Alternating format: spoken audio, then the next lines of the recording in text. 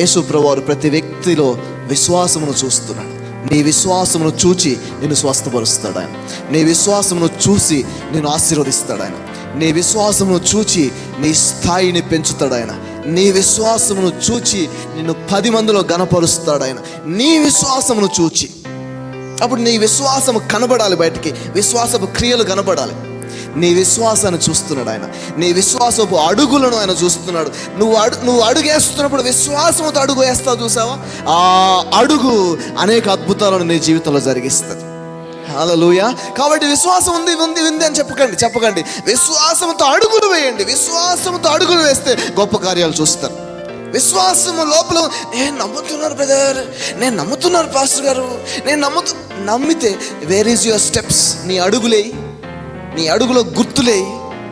నీ అడుగుల గుర్తులు నీ వరకు మాత్రమే కాదు, నీ అడుగుల గుర్తులు నీ తర్వాత నీ పిల్లలు కూడా చూసి నడవాలి.